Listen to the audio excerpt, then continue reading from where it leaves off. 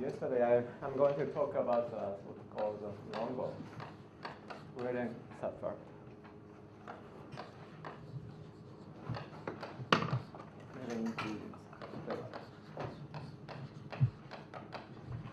So this is supposed to be the subfactor version of quantum double, what's called quantum double. And nevertheless, let me start with asymptotic inclusion. It's supposed to be something equivalent to the long gradient subfactors.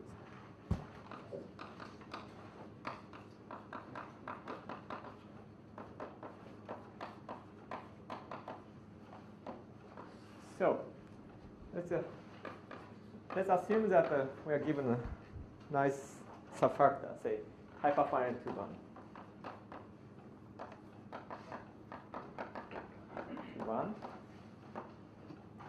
And say, let's assume finite depth.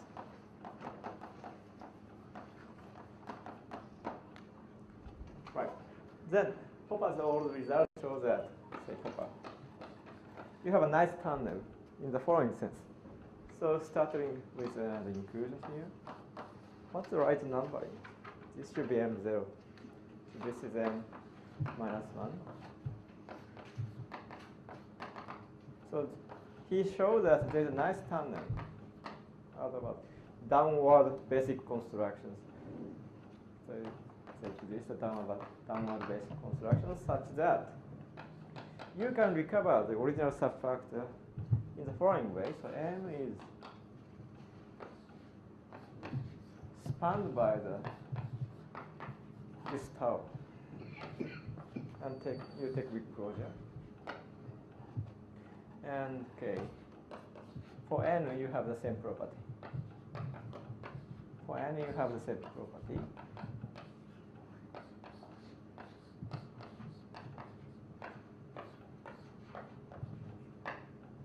So this is the way Popper classified finite depth subfactors, right?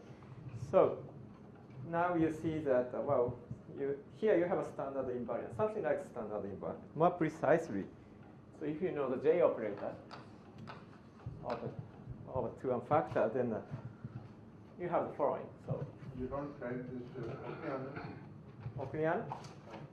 Well, did he say this first? Oh yeah, probably. Yes, Adrian claimed this first, then Sorin gave the proof. But I don't know if Adrian gave a hint of this proof, even a hint of this proof. Do you know that one? At that time, I wasn't a student of probably I was an undergraduate student when Adrian claimed. But they generally only gave kind of impressionistic. He didn't really. Yeah, but often he gives at least a hint of the proof. And sometimes people like Yas can understand it, No, I thought he did suggest what was involved in choosing the tunnel carefully to ensure that this happens. Yeah, but he did say that you must conjugate the thing carefully at each stage so that you can recover everything in the end. Anyway, so this is it's downward, but it's quite similar to the basic construction. And actually, it is. Well, if you start from here, then it's basic construction. That's one way of saying that. But another way is that. So if you know the J operator, so I don't really want to define it. But if you know the J operator of the 2-1 factor, then what do you have in the following?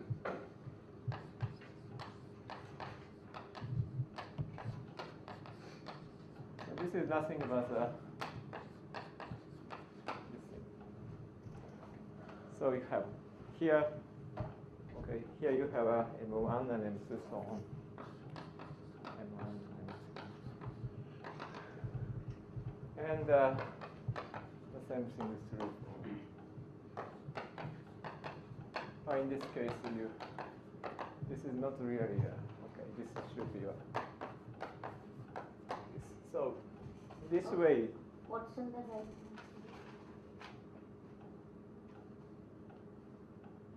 M1. M1 prime, yeah. Yeah. So you get a honest standard invariant here. So that's why the subfactors, say in a good situation, subfactors are classified by standard invariance. So, but now what you do is the following. So let's consider this. So you consider the union of all the basic extensions. Then you take a weak. Okay, you will take the weak closure, but here it's a bit tricky. So to take this weak closure, you shouldn't do it in the defining representation. If you do it, then you get only B of H. So you change the representation.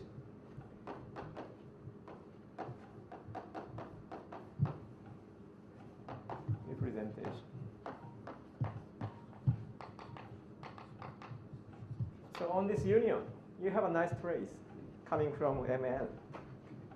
Then you do GNS constructions. So you go to a different representation, and you take the truth. Right. And also you So you don't take L2A of this union, and with respect to the canonical trace, you don't. You do it. In different. So this, okay, as I told you, so this thing has a canonical trace. So you do DNS construction. Well, what I'm saying is that, okay, you can have all of these things in the L2 space of M. Oh, okay. Because of this using J operator. So you first construct M minus N, then by using J operator, then you get a basic construction here. So you can have all of these things in the L2 space of M. But if you just take union and you take the closure, then you get B of H in that space. So that's a bad mistake. So you take a trace. That's the right thing to do. Then you also consider this.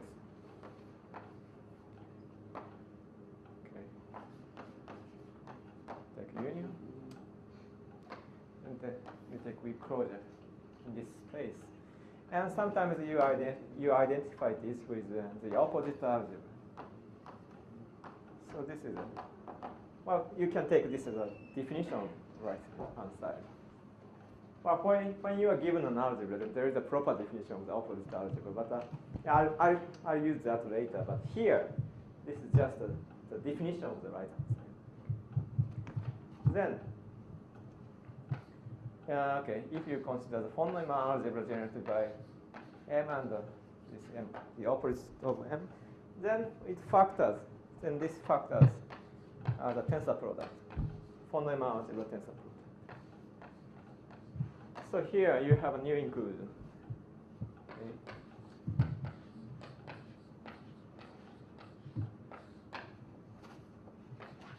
And this is called asymptotic inclusion.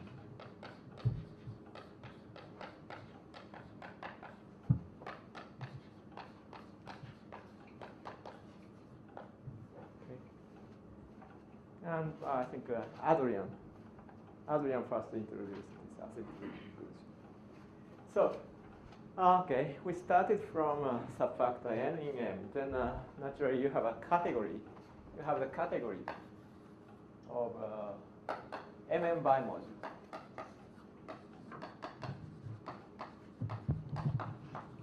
For this inclusion. So it's a nice category. So here you have another category, so let me use this notation. So it's a category of M infinity bimodule. For asymptotic inclusion.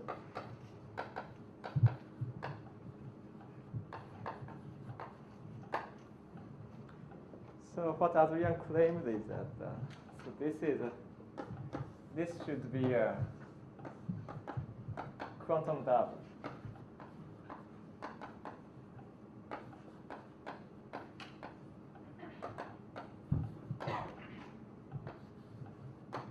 Of the original category here, and without giving any proper definition of the quantum double. But if you look at Evans and Kawakigash's book, then you can find the Okunian's argument. So he managed to compute, starting from from the information of this category. So he managed to compute the principal graphs of the asymptotic inclusion, and he showed that this has a nice braiding. It's a modular tensor category, so-called braiding with non-degenerate braiding, whatever it means. But he didn't specify in what sense this is true. So the question is, in what sense?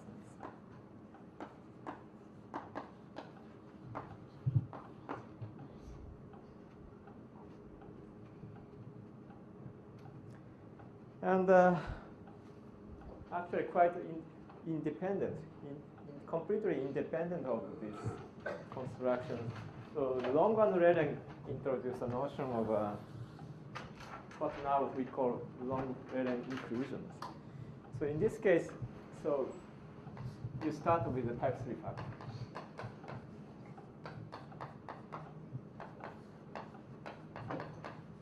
And you start with well, you don't need to start with a subfactor. You just start with a category of endomorphisms.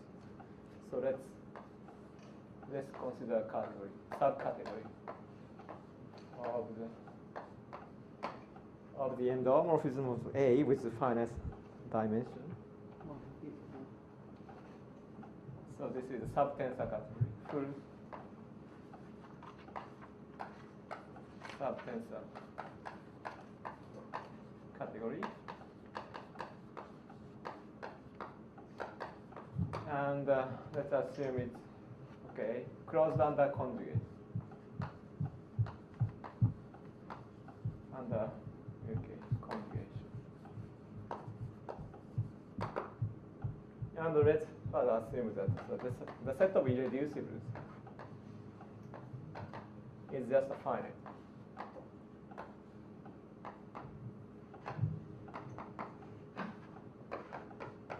Assume that this set is finite. So you're looking at any full subtensor category goes irreducible is finite, is it? Yeah, any. Not necessarily coming from subfactor. I have this. So, if you, in a 2-1 factor case, you are starting with a finite depth, but the asymptotic inclusion might not be finite depth, or will always. If you start with a finite depth subfactor, then it has to be finite. Yeah, it has to be finite. Okay. And well, if you start with an infinite depth case, even if you start, but if you assume the stronger amenability, then this is in general this could be an infinite depth subfactor, but it makes sense. It makes sense. Yeah. So if you replace finite depth by strong amenability, there it could be infinite depth, but infinite finite depth. index. No. It can be infinite index. Infinite index. Yes.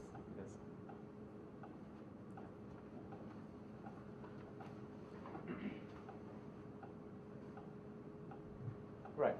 So you start with this, then yes. Yeah, let me fix some notation. Yeah, I need a structure constant. So for example, yeah, I need a structure constant.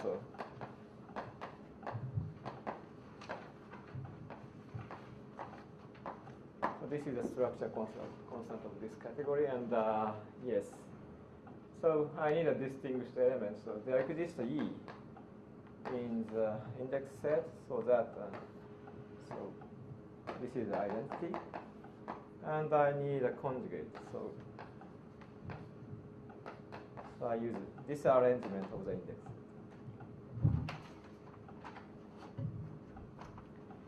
Anyway, then what they did is the following. So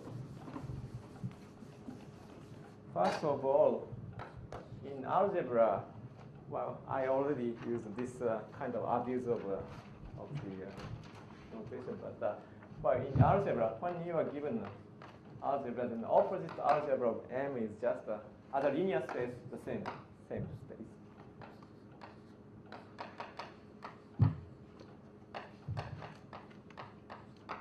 But it has a new product. the product here is given by this product. So this is the opposite space, right? Opposite algebra. Star structure means? The star structure is the same. Then, so I use this map frequently. So let me introduce one map.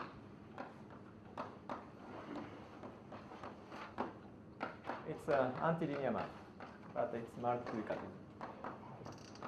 So let me fix this notation. So this is a antilinear, but multiplicative.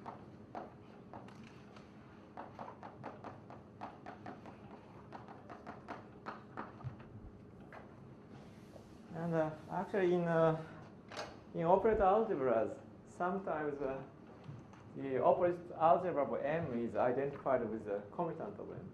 Often it is. So when M prime, it's possible to identify the opposite algebra of M with M prime in the following way.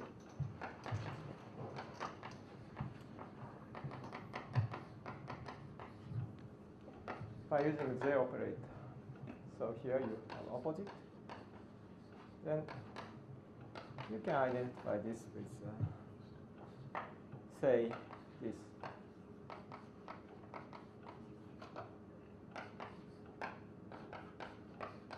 So by this relation, you can identify the M opposite with M prime. Then M prime in L2M. In L2M, in the standard representation. Then, in this case, our J is a point. Jx is nothing but a conjugation by modular conjugation.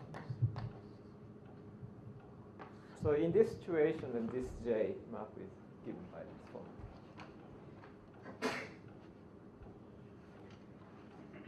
So it's antilinear, but multiplicative.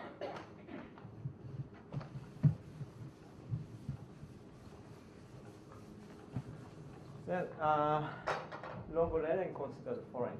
So gamma is just a direct sum of log xi and log xi opposite. So remember, M opposite is the same as M other space. So if you have a linear map of M, then you have a same linear map. M opposite. Well, more precisely, so since I need to use intertwiners, let me write this way. So I choose the right intertwiner, and then you can write it down this way.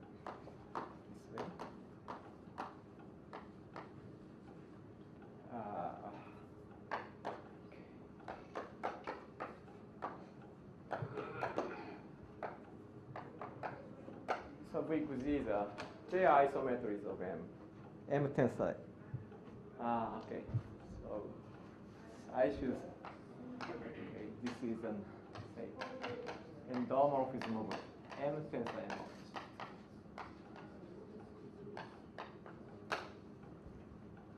So because these are isometries of M tensile M opposite, and they have mutually orthogonal ranges, and the sum of the ranges and the projections is 1. Right.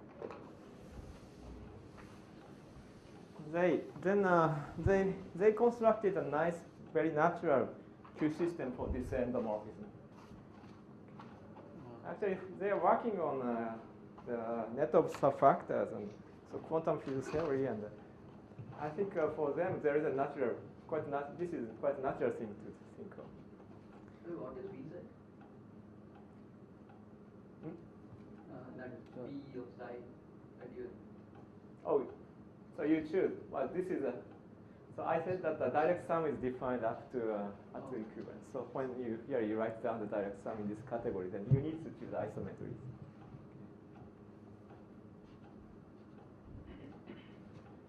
Right. So I need one more thing. So let's choose a basis. So your summation V xi star is 1, right? Right. So when you put 1 identity here, then it should be 1. Right. I need one more thing. So I need to choose also normal basis.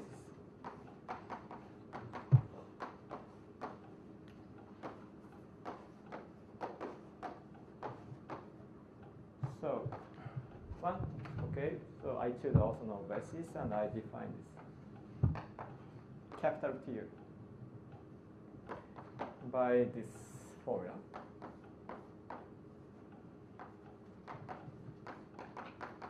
Here I use this J.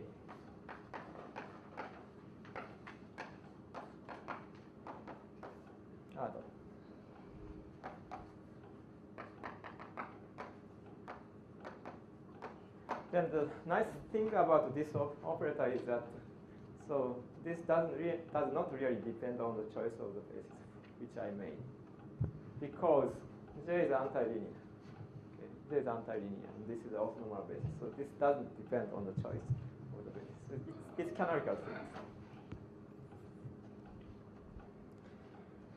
Right. This visa is from visa. Exa is from.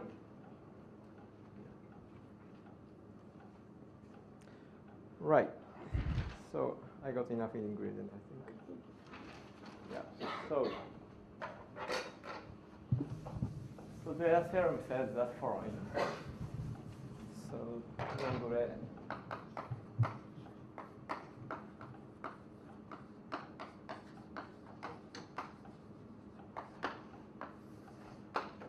so if you think this tree, so B is B, E, and W is a bit complicated, but it's quite explicit.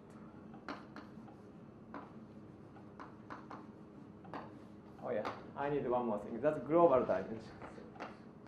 The global dimension of the category. Well, instead of writing log Z here, let me just put Z. Okay, it's the dimension of log Z. So this is so-called global dimension.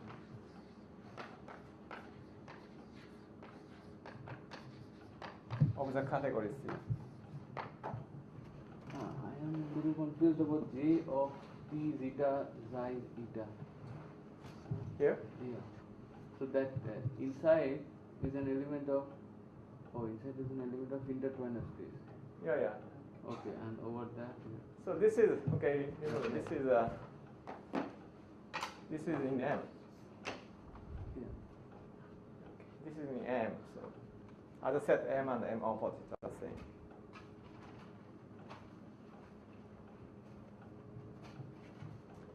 So let me finish writing this.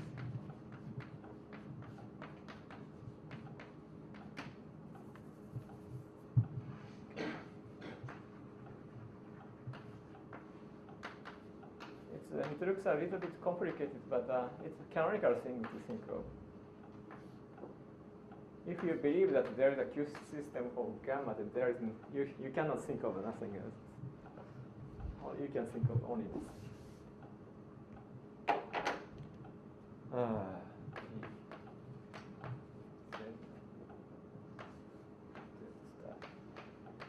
So if you define B by just BE and W by this complicated looking formula, then they show that this is a Q system.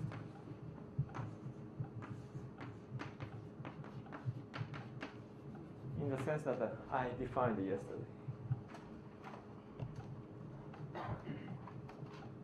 And this kind of thing also appeared in Okniano's connection paragraphs. Is it linked or? Okniano's connection paragraph?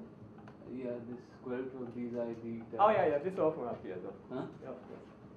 This already appeared yesterday, right? Yeah. When you think of the normalization of the probability reciprocity, then this kind of thing appears. It often appears. So now our situation is the following. So yesterday I showed that once you are given a Q system, then you can have a factor in a canonical way. So let me use this notation. A is tensor product of n and n opposite. then there must be a subfactor for this, okay, for this Q system. And remember the definition of the subfactor is the following. So it's a set of X in A satisfying the following two relations. Let me use a capital letter.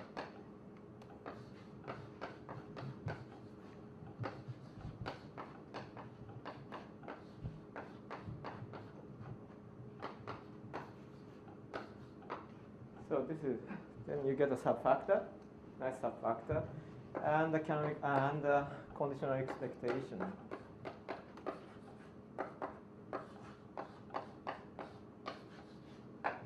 Okay, remember, we have a very explicit formula of the conditional expectation. And actually, so this E turned out to be a minimal conditional expectation. Conditional expectation. And yes, what else? Yes, if iota is an inclusion map,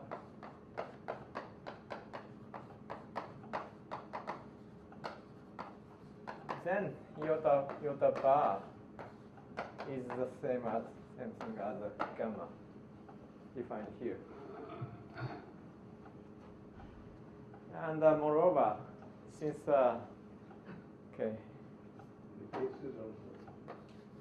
One element basis, right? so this is a basis. Yeah. Nice. You have a nice single element basis for E. So it means that actually, so B is just a okay. A is okay. No. Sorry. This is a basis for E, and this is a basis for another conditional expectation. Well, I define F as well. So F is a conditional expectation from B to gamma A. So F goes from B to the image of gamma.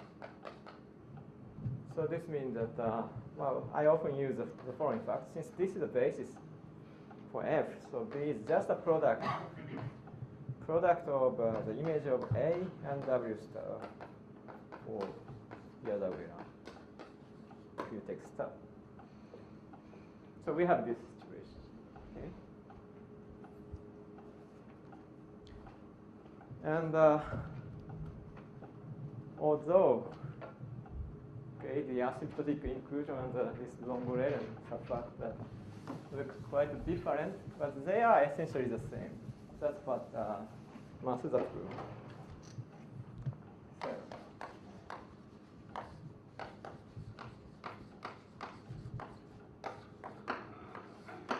that's a bit tricky. If C is okay, it's a bit tricky. Well, let me write the statement first, then I'll explain. So starting from C, coming from the MM5 modules.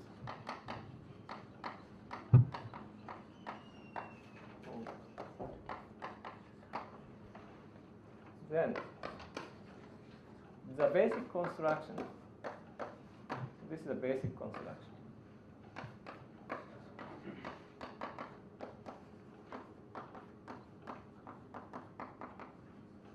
For the Longorellian thing. E is isomorphic to the asymptotic inclusion.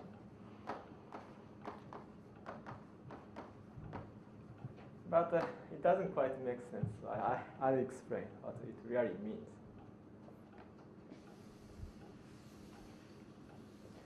So, AB is Longorellian. yeah, so it doesn't quite make sense as it is. So I'll explain. So starting from, say, hyperfinite two buckets, finite space. Okay? Then you get some category, nice tensor category. Right? Then you go to the type 3 factor. Then you do the Longorellian construction. Then you get this pair. And this subfactor and asymptotic inclusion subfactor have the same standard evaluate. What this really means. Otherwise, it doesn't make sense. But let me write this way. At least in the combinatorial level or categorical level, okay, they are the same.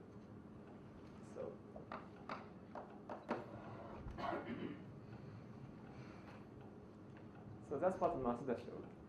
Actually, this kind of thing already appeared in Okunian's not paper, but well, probably in you can see this kind of thing in advanced curve figures. And so Masuda, well, and the Q system makes sense, completely makes sense, even in the 2-1 situation. It's a Q system. The point of Q system is only it uses only a tensor category structure. So so the notion of Q system makes sense only for the category of bimodule for 2-1 factors. So what Masuda showed that. Okay.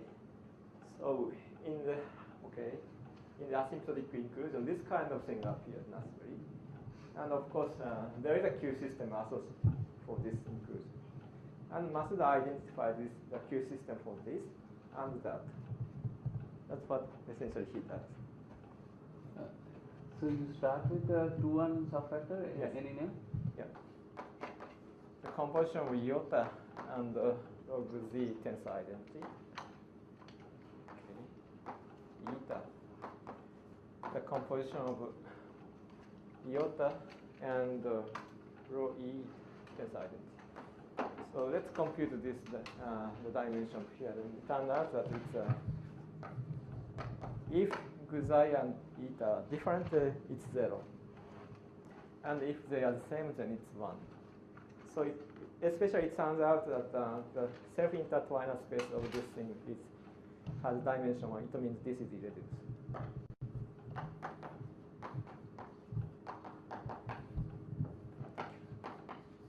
So this is irreducible. This is irreducible.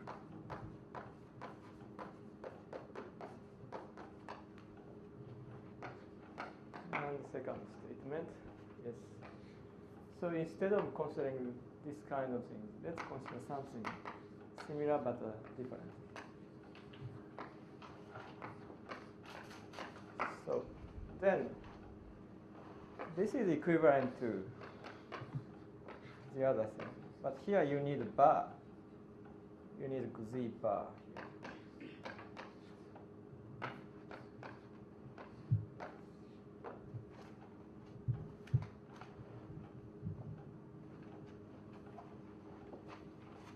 So this is a fairly easy computation.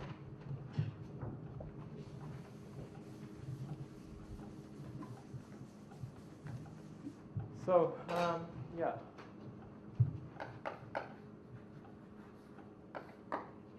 To save time, let me use the following. Okay. Let me use the following notation. So today I don't really use inner product at all. So I use this notation.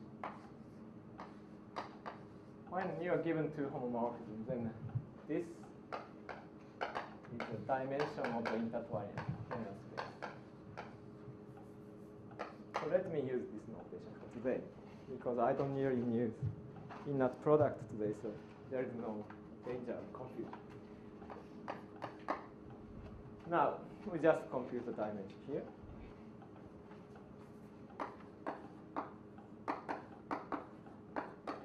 Iota.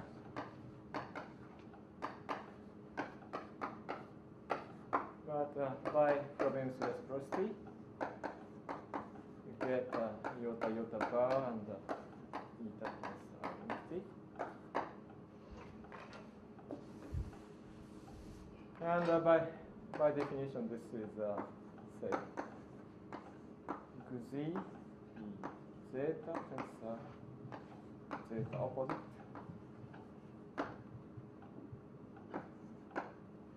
And eta tensor. But look at here. So since we have a second tensor component, so this survives only if zeta is identity. So you get identity, eta tensor identity. So this is just a Kronecker delta.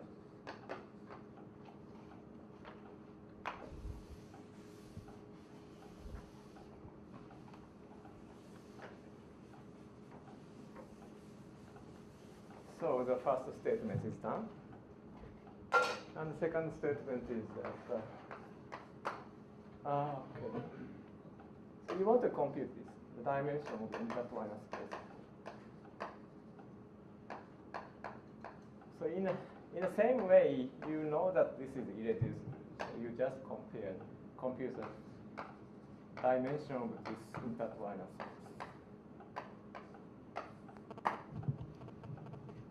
This should be bar. Then, by using the problem reciprocity, what you get is this.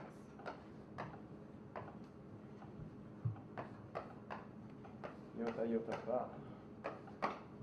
So by definition, this is 1.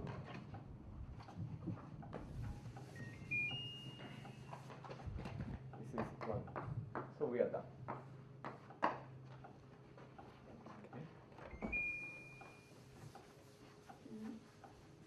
So this is a very simple computation. But, okay, this lemma gives you the precise information of this principal graph. Because, okay, let me repeat. The graph between A and AB. So you start with identity. Iota, you get Z. Opposite. So the general element of AA sector here it looks like this. So after all, this here this level it's AA sector. So every irreducible element of here appearing here is an irreducible component of the power gamma. So it must be of this form. And here you put okay, rho zeta, IC, iota. So starting from here, so you want to decompose this. You want to decompose this into irreducible ones. But so here we have already this equation. Okay. So this is okay. Just let me write this way. It's a composition of 3 things.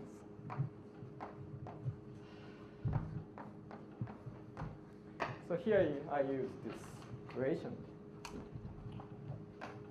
Then I get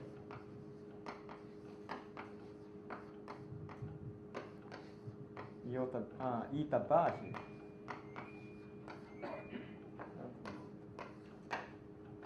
So you get a yes. Guzai eta bar zeta identity u. And you know that this is already irreducible. So this after composing iota, okay, after you put iota in front of here, then this thing is decomposed into these things. And number of the edges here is just a multiplicity here. This number, structure constant. So this is a complete description of one of the principal graphs. Okay. So up here you put any possible pairs of Guzai and eta. Okay. And in this level you just put Guzais, okay, say zetas. Okay, and you put the number of edges here. The number of edges here is just this structure constant. This way you can get one of the principal graphs. Say here also. This is Guzi bar zeta. Yeah. this is disease. Number of edges is just this structure constant. So this is a very easy part.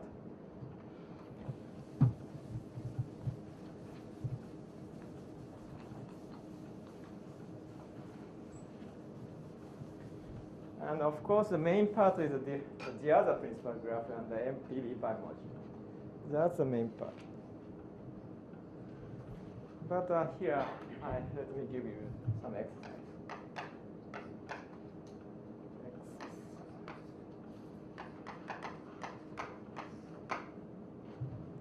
So let's start with the depth to inclusion.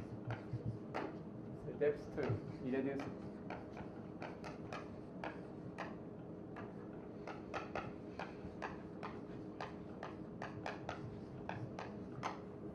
Okay. And C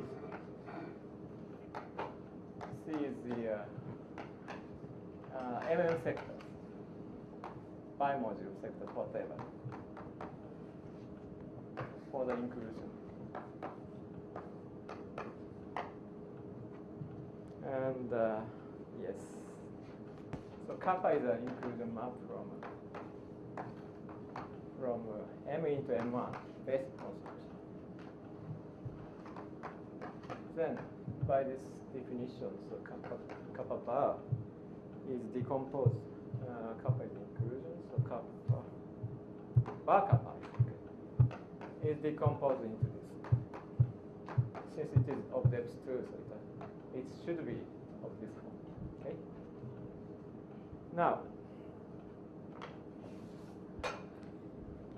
Now show that this inclusion, say, it's a little bit bigger than the longo lane. Here it's M1 instead of M. So show that this is of depth.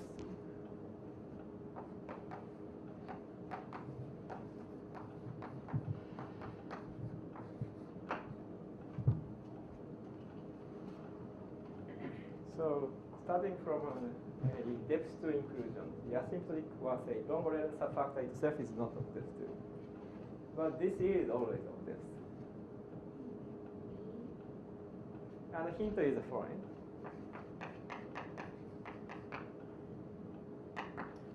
So, hint. Okay. You consider this. Iota is the inclusion map of B into A. And this is nothing but the inclusion map of B into M1 tensor M1. This is the inclusion map. Then compute this dimension. Compute the dimension.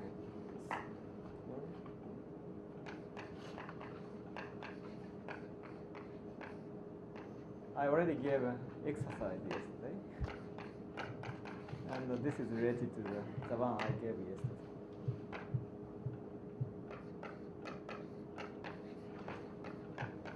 Once you know the dimension of this thing, then you can see if it is depth 2 or not. Okay. So you compute this. Or by Frobenius reciprocity, then this is the same as, say, kappa bar kappa is the identity. Here you iota bar comes, and this is iota bar kappa identity. Right. Now it's pretty easy to compute this dimension. And yesterday I gave a criterion of depth 2 by compute. Well, you can show something is of depth 2 by computing this kind of things. Right.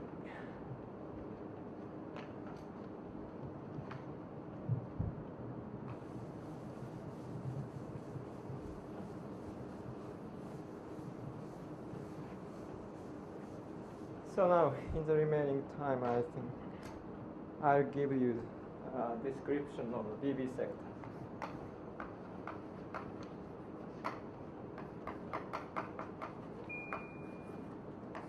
CB path.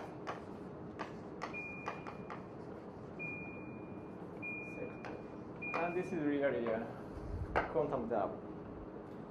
So I start with the following observation.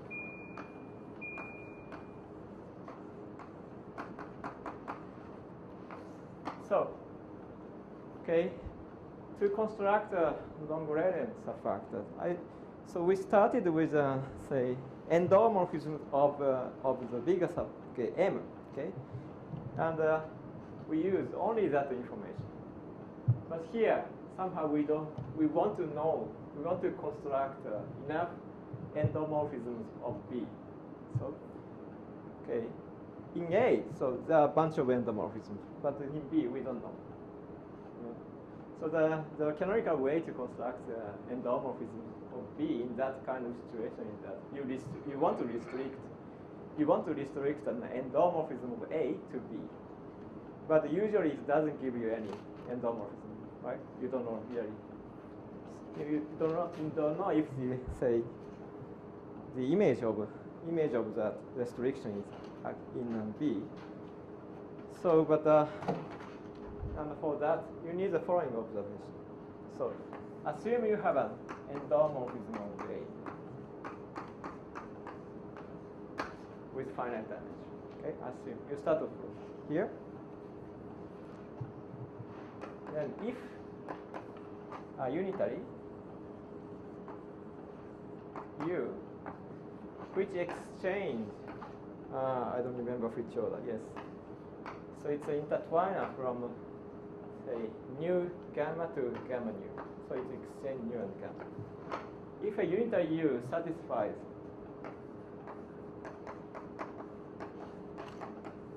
this relation, it's yeah, I draw a corresponding picture now. So it's a very natural thing. So assume that there is a unitary intertwiner, okay, satisfying this relation. Then, so you easily see that, okay? You consider this composition. Composition of nu and the inner automorphism for U. Then you put gamma here, gamma A. Since U is an intertwiner, between nu gamma and gamma nu. So you get this. So you see that this is just gamma nu A. So the image is certainly in B. And also, so remember, B is generated by the image of gamma and W. And from this relation, you see that this is gamma U star W. So certainly is an element of B. So if there is such a unitary, then you can restrict this endomorphism to B. Okay. But here, so the mysterious relation is this. But it's a very natural thing. It's kind of braiding. It's not quite braiding, but it's close to braiding. So let me draw the picture for that. This equation. So starting from nu and gamma. So you, okay, on the left hand side, you first have U. So U is so you exchange the two morphisms. Right? Now you have W. What's a W? W is the intertwiner from gamma to gamma square. So this is the left hand side. The right hand side looks a bit complicated, but you start with here. Then first you apply W. And here you have W. So it becomes W, gamma square. Then you apply U. So you exchange. It looks like a braiding. So exchange U and gamma. Then you apply U again here. You apply U again here.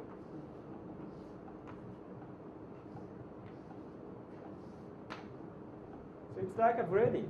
This U is like a braiding. So you allow you to put, okay, put this string down here, okay, below W. So starting from here, you put this string, then and until it gets below W, then you get this picture. So it's something like a braiding. Braiding. It's what's called. It's very similar to what's called braiding fusion relation. So it's very natural thing. So this observation says that if you have such a unitary, such a unitary, then you can restrict this endomorphism to B. Now the problem is how to find these things.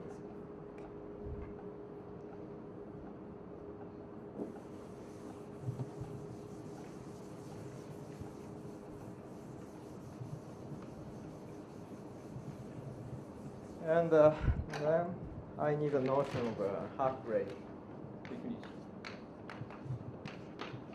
So let sigma be in the category, our category. So it's a direct sum of our irreducible log size. Okay. So it means that this decomposed into our irreducible, say, with multiplicity energy. Okay. Then a half braiding.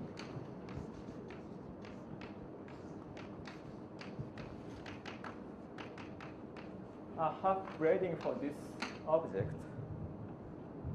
is a system of unitaries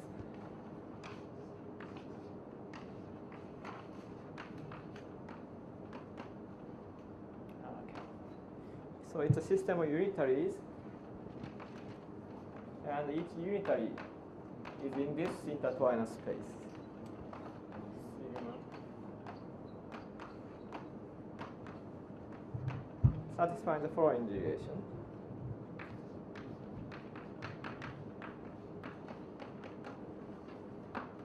So for any t, it's an intertwiner here.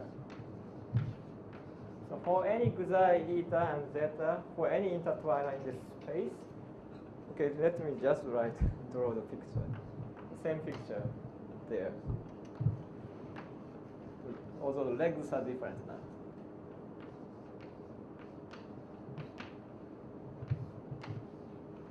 You require this condition, T sigma guz eta. This equal to sigma zeta.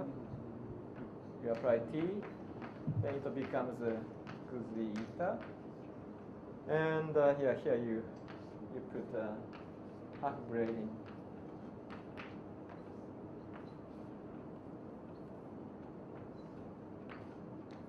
Again, you put the half braiding here. See, here, sigma here.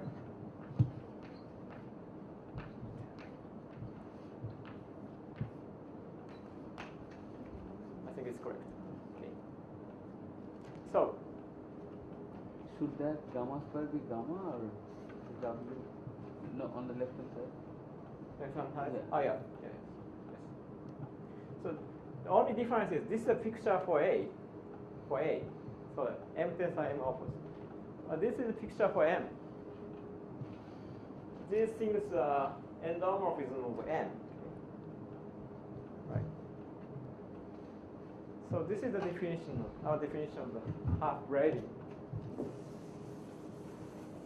And as you can imagine, if you are given a half braiding, then you can construct such a for what? Yeah, I'll explain that.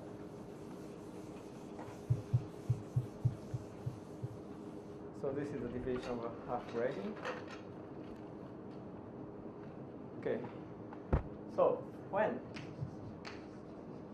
a half braiding is given,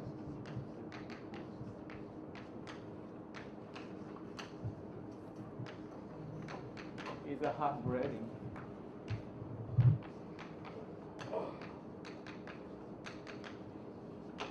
then you define this way.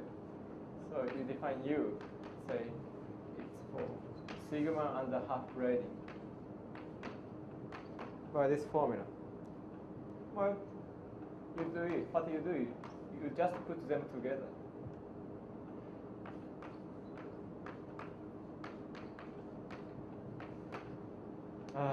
Yes.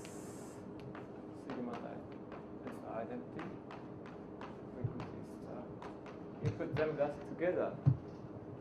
Then this is a unitary.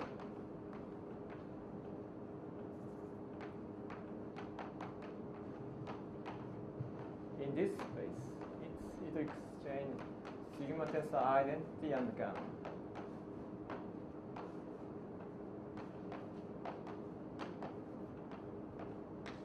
And satisfy this relation.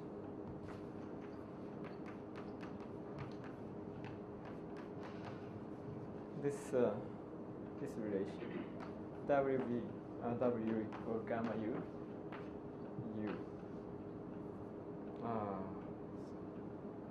yeah, I think this is correct. That. So this relation.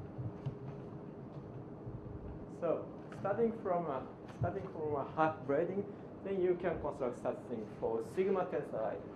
Now, nu is sigma tensor identity here. Okay. So this observation says that you can restrict this thing. So now let's define. So thanks to that observation and this definition, so we know that we can restrict this thing. Once you have a sigma and a half braiding. This dot is opposite to the Sorry? dot, gamma dot. Unitary in this. Gamma. No, gamma is a endomorphism, the bigger thing. So strictly speaking, I should put up here. Yeah. So I'll say it again. So you can restrict this to B. Okay. So it's an endomorphism B. So we define this. So we use the following notation. This it is determined by pair sigma and half braiding. So it's probably it's a bad notation, but I use this. So this is where define the endomorphism.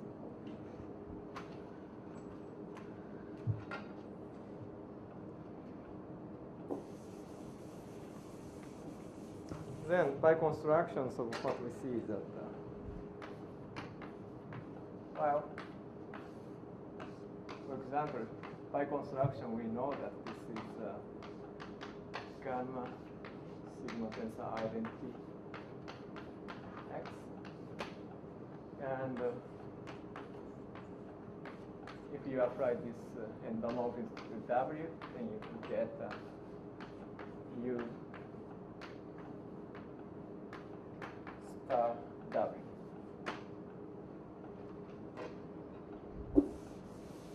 Okay, and by construction, so the definition of this is just a restriction. So once you restrict, then you extend them. How do you get the following? So this is an endomorphism of B. So you can compose it with iota. Okay, then its class is of course the same as this class.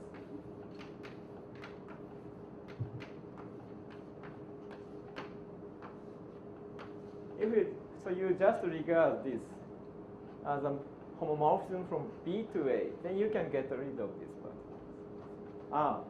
There's something wrong here. Sorry about this. Something wrong here. This is the sigma tensor identity. Okay, restricted to B. So anyway, so by construction we have this. Okay.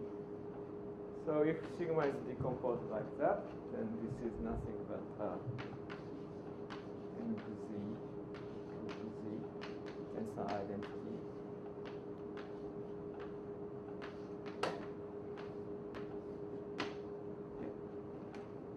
And remember, for the long-range inclusion, we already know that all the, say, BA sectors, okay, all the BA sectors already, and all the BA sectors are given by this thing.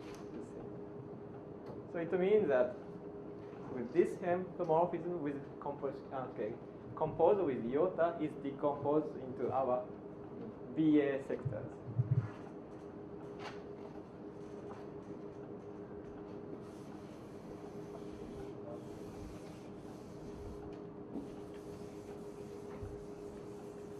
I have a question. Yes. So why are you calling half reading? I mean, is my answer correct? That like if you see you are trying to pass this T through the E sigma, right? Yeah. But instead of that, like if you look at the right picture, you have two strands. One is the xi and the eta. If you have another T, which is based on whose target is xi and eta, can that pass through? Do you understand what I'm saying? So say it again. So if you look at the right picture, This one. yeah. So there are like the inputs are coming from zeta, xi and eta.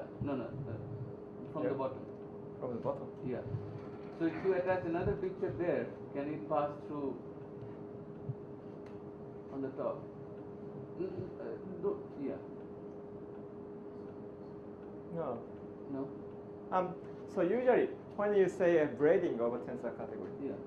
of course it satisfies braiding relation, Yeah. but it also satisfies this kind of a braiding fusion relation. Yeah. And in the usual definition of the braiding, then the relation is symmetric. So you have this kind of thing, xi eta. Then, but in this case, sigma is fixed. Sigma is fixed, and you vary z. Okay. So in a sense, this is just a half set of the usual definition of the braiding. That's why I call this half braiding.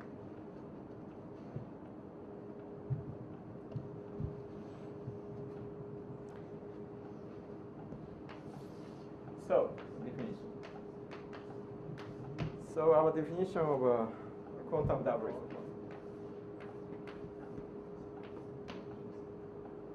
So DC is a set of row endomorphism. Set of endomorphism of V satisfying the following relation. So if you compose rho and iota, then it is decomposed like this.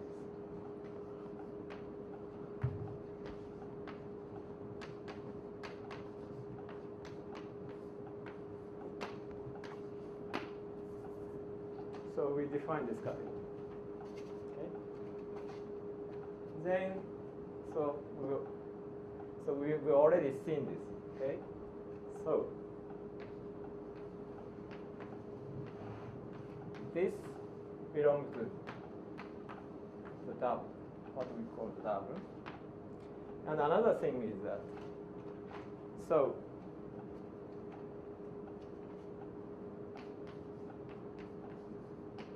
let's say C prime is a BB sectors. BB sectors for the Longolela inclusion. Then we also know that this is a subcategory of D. The reason is that, as I already told you, so we've already decided the structure of AB bimodule, or say AB sectors. It should be of this form. Okay. So starting from say such an endomorphism, BB endomorphism, you compose it with iota, then it should be decomposed into these guys. So it seems this is the right thing to think of.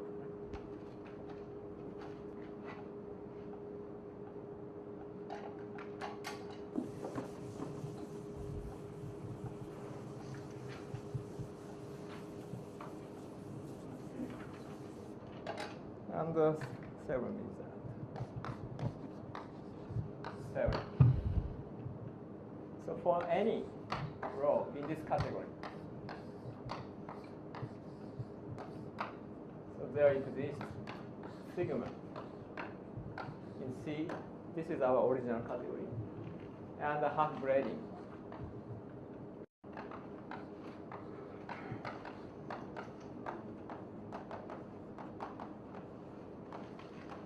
Half braiding for sigma such that actually rho is equivalent to this restriction, this thing. So, in other words, so any element here actually comes from this.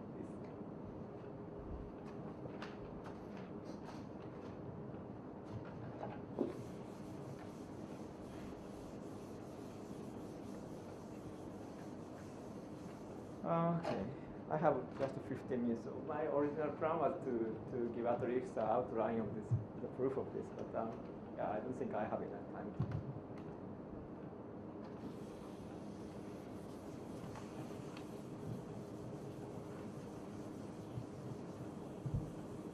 So this shows that, well, probably you wonder that if there is enough half braidings for our category. But so the theorem says that, okay, at least we have a non-trivial half braidings because we have BB sectors for the non-grading input. And this belongs to, this is a subcategory of W of C.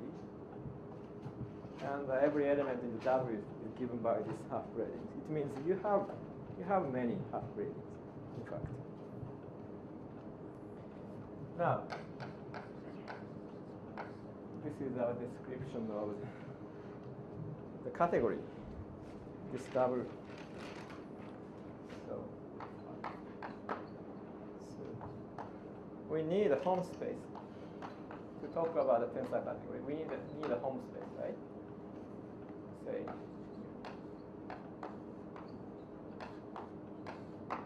So the space of intertwine here is given by the following formula. So it comes from the original intertwining space, actually.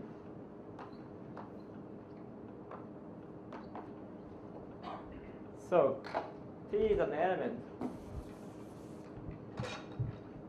T is an element here, the intertwiner between sigma and mu. But you need an extra condition.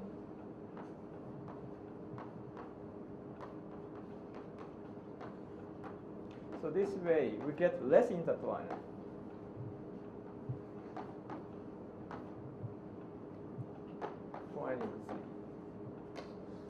So this is a description of our new home space.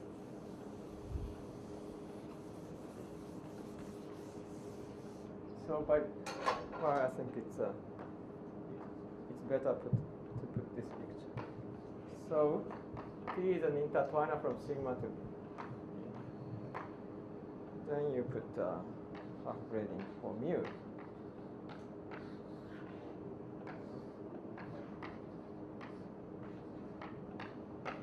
And this should be equal to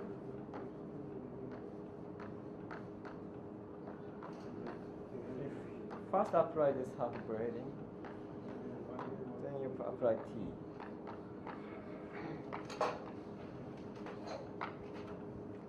So this is the description of our home space. And also,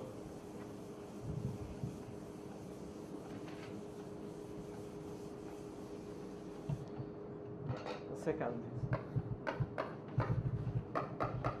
with the braiding.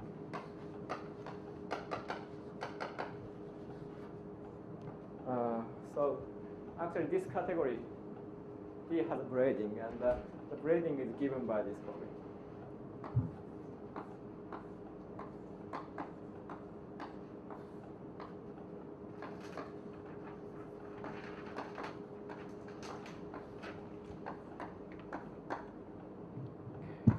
It's difficult to remember, but it should be. The point is that, okay, so you have less intertwiner, so it's easy to realize the braiding relation. So also half braiding now becomes an honest braiding. So this category is So with this braiding is a modular tensor category.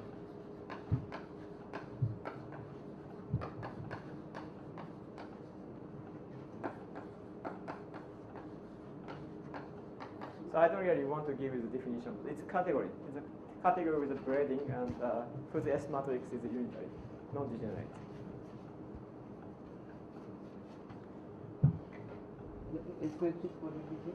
It's a category. It's tensor category with braiding. Then if you are given braiding, then you can construct a S matrix and T matrix. Then the S matrix is non-degenerate. It's unitary up to normalization.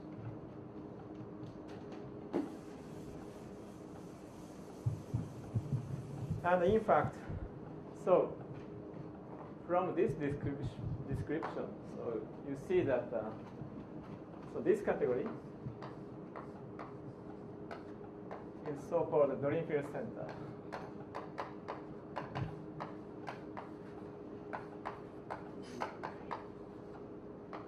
of C. So given a fusion category, okay, there is a construction called the dream field center. So it essentially says that what you do is you just consider pair, every pair, okay, of your object and half braiding. Okay. You consider every pair of object and half braiding. Then you declare that your new morphism space is this T in the old morphism space, satisfying this relation. You declare that. Then in that way you get a new tensor category, and it becomes a modular tensor category. That's what dream field center is. So if you start with the representation category of Hopf algebra, then dream field center gives you the representation category of the quantum dot. So okay, so if you start with the representation category or depth to inclusion, then this category gives the representation category of the quantum dot, honest quantum. Right. So here everything is working with finitely many irreducible for script C. Right? Yeah, right. Right. So, where I should erase. Okay, I'll give you a bad example. At the end of my talk, I'll give you the bad example. Yeah, well, worst possible example, but that way probably it removes your confusion.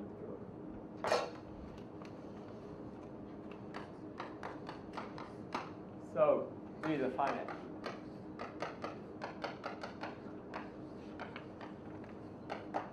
Okay, and alpha is an action.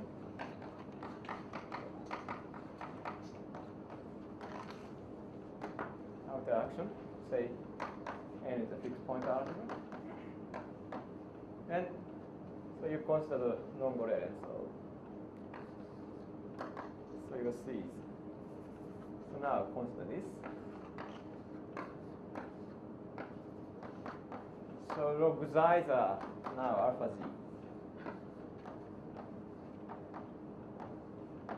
Then gamma is by definition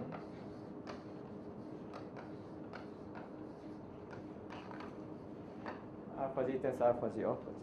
So it means that gamma is decomposed into one-dimensional sectors. So from this, you see that B is nothing but a fixed point algebra. Here the action is a diagonal action.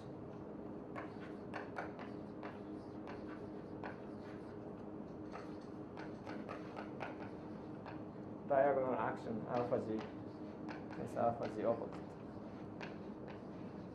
Now you are puzzled, right? Because, okay, because if you consider, say, BB sectors associated with this inclusion, say, in my notation, BB sectors for the inclusion here, then you already know that this is nothing but the representation category of Z, right? Just a representation category of Z. And this is well, you have inclusion, but not equal to the Dirichlet center. This is supposed to be the representation category of the quantum data. Okay. So you are a bit puzzled here. But the reason is the following. So starting from A, say AA, AB, and B.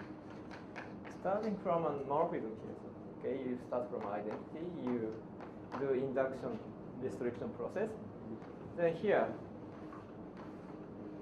you have only here you have a depth to inclusion in this particular example. So you don't really have such a morphism, such thing like this, GH open.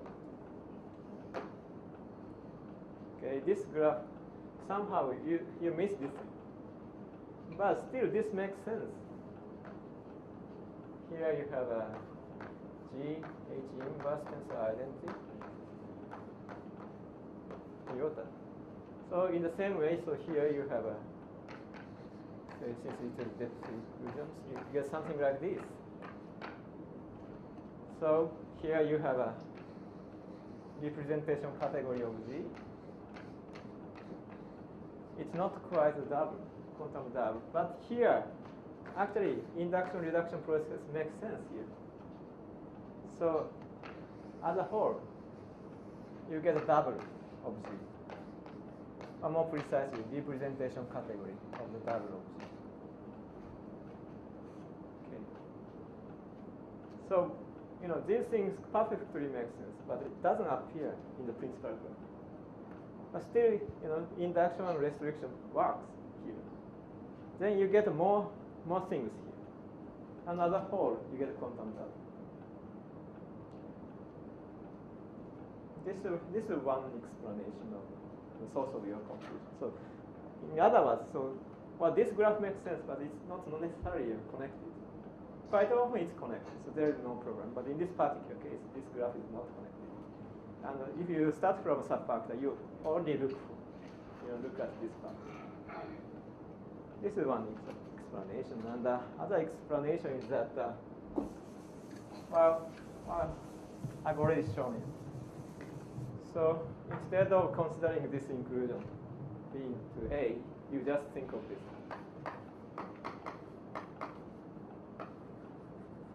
You just think of this.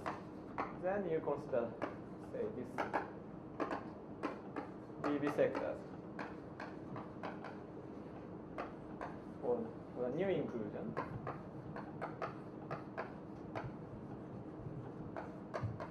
Then it gives you.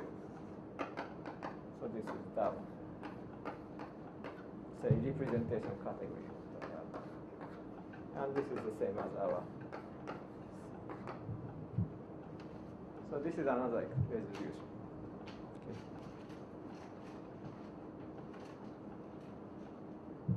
Okay. So I stop here.